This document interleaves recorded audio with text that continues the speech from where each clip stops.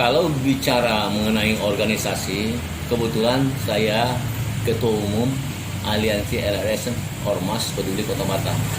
Itu 130 organisasi yang tergabung di dalamnya, banyak. Baik itu organisasi yang lahir di daerah maupun lahir di tingkat nasional yang ada kepengurusan di Kota Batam maupun Kepri. Kalau sendiri saya dari LSM pemantau kinerja aparatur pemerintah pusat dan daerah provinsi Kepri. Ya karena tugas tupoksi saya memantau kinerja aparat baik itu yudikatif, eksekutif dan legislatif. Kalau saya anggap kinerjanya kurang bagus ya saya sorotin begitu kira-kira. Ini terkait dugaan korupsi dan DPRD 3 anggaran 2017, 2018, 2019 yang kalau tidak salah lebih kurang kerugian negara itu 2 miliar, di mana kasus ini dari penyelidikan dilakukan oleh kejaksaan ditingkatkan ke tingkat penyidikan. Berarti ada unsur perbuatan melawan hukum, minimal dua alat bukti sudah dimiliki kejaksaan. Dimakan ini tahun politik kita lihat ada kekuatan-kekuatan tentunya sehingga kasus ini lambat di kejaksaan. Kita selalu mendorong kejaksaan dari 25 saksi pada saat penyelidikan itu diperiksa dan 12 orang mengembalikan kerugian negara, itu sudah membuka tabir bahwasanya ada memang dugaan korupsi di sana.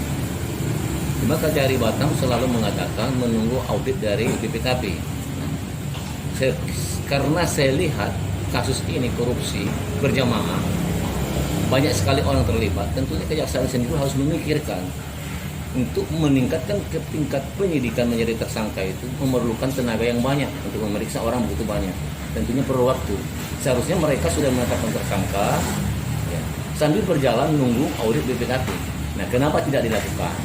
Yang saya sanksikan di sini ada lobby-lobby sepertinya, mengingat ini banyak orang, memang orang-orang yang mengembalikan 12 itu angkanya memang kecil-kecil. Namun yang namanya kasus korupsi itu pidana murni, sekecil apapun ada pertanggungjawab hukumnya. Di sini kan unsur perbuatan melawan hukumnya, bukan besar kecil kerugiannya itu. Nah, arah ke sana sepertinya kita bukan fitnah, tapi dugaan bisa terjadi. Mohon maaf ya, jujur. Inilah kelemahan dari Republik Indonesia ini ketika kajagungnya dari partai politik. Di DPRD Kota Batam ini, mohon maaf, tahu sendiri ya, siapa ketua DPRD-nya, dari partai politik mana. Begitu juga. Tidak kemungkinan itu lebih bisa terjadi. Seperti halnya dulu pada saat periode pertama Pak Jokowi dari Nasdem. Banyak sekali kan terjadi orang-orang korupsi, banyak terlindungi. Itu fakta sebenarnya. Karena banyak kemunafikan dari Republik ini begini jadinya. Makanya kita ke depan selalu mendorong agar Kejaksaan Negeri Batam itu punya nyali dan support mereka. Ya tidak tutup kemungkinan kalau diulur-ulur kita mau turun demo aksi agar mereka ya merasa disupport. Karena mohon maaf tupoksi mereka itu menegakkan hukum. Ketika ada pelanggaran hukum ya tidak bisa mereka tawar-tawarkan. Jangan melihat atau tekanan-tekanan segala macamnya. Kalau tidak mampu yang mundur aja dari dapat penegak hukum. Jadi saya tambahkan ya.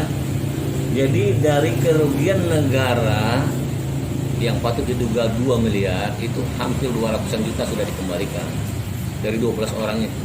Sejogjanya lah 12 orang ini harus ditetapkan tentunya berapapun dia terima. Cuma yang namanya sudah mengembalikan berarti ada etikat baik dia. Kemungkinan itu pengadilan akan mempertimbangkan meringankan hukuman, sah-sah saja, tetapi tidak menghilangkan pidananya. Nah ini tolong dipahamin, dimengerti juga. Sebenarnya mohon maaf, dengan Provinsi Kepulauan Riau ini rilis KPK korup nomor 6 di Republik ini dari 34 provinsi ya. Buktikan aparat penegak hukum di daerah bahwa saya begitu banyak korupsi, tapi mana tersangkanya? Mana yang sudah dipidana hanya segelintir saja. Nah ini yang kita sesalkan. Saya geram mengenai kasus dana unsur pimpinan dewan ini karena dari hasil penyidikan kejaksaan itu ada 3 poin pengeboran dana itu, laporan fiktif mereka. Diperuntukkan pertemuan dengan namanya wartawan, pertemuan dengan namanya ormas, OKP dan selainnya, dan pertemuan dengan tokoh masyarakat dan paguyuban. Jadi kita yang merasa organisasi wartawan ini ya sedih lah. Kok kita dikambing hitamkan, tidak tahu menahu. Ya. Dari hal ini juga sepatutnya ya, Kejaksaan Negeri Batam ya tak perlu mikir-mikir lagi. Unsur yang kuat ya ciduk aja masukkan. Kok susah-susah amat. Itu kira-kira. Selamat sore kawan-kawan. Untuk menanggapi masalah anggaran DPR yang kita sesali, ada satu pernyataan, dan sebelumnya mungkin saya akan mengenalkan diri. Saya Saiful Suryadi. Saya ketua dari Lembaga Pemantau Penyelenggara Negara Republik Indonesia. Begitu juga saya sebagai jurnalis jadi sangat menyesalkan dengan isu dana tersebut digunakan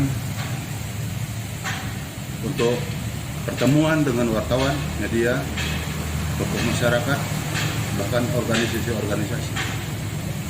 Itu sangat saya sesalkan. Sementara saya di dalam gabungan Aliansi LSM Ormas Kota Batam, Peduli Kota Batam, saya sebagai ketua harian. Kami memimpin 135 LSM yang ada di Kota Batam ini, mulai nasional sampai dengan daerah LSM-nya. Itu sama sekali tidak ada merasa menerima anggaran tersebut.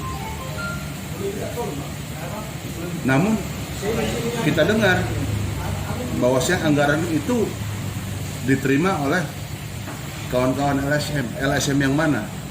Kita minta kejaksaan, melalui kejaksaan perkataan mereka yang dibagi-bagi ke LSM itu kalau bisa LSM-nya disebutkan, bahkan wartawannya disebutkan lah. Jangan suka-suka mereka mengatasnamakan wartawan, mengataskan nama LSM, sehingga membuat jelek marwahnya LSM terhadap kelakuan mereka sendiri. Kita mau hukum ini ditegakkan seadil-adilnya. Masa pencuri ayam aja bisa dihukum? Ini jelas anggaran negara, nggak bisa dihukum. Barang bukti udah jelas. Dengan pengembalian itu bukti satu kesalahan mereka yang sudah melanggar undang-undang, itu menjadi satu bukti bahwasanya mereka udah punya kesalahan. Nah, di sini saya minta pihak dari Kejaksaan Negeri Batam untuk bertindak tegas dalam menyikapi anggaran DPR tersebut. Mungkin itu dari saya. Terima kasih. Kejari Kota Batam harus bertindak tegas, harus berani.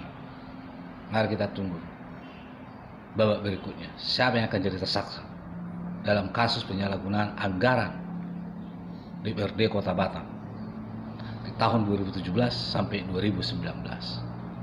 Salam Indonesia.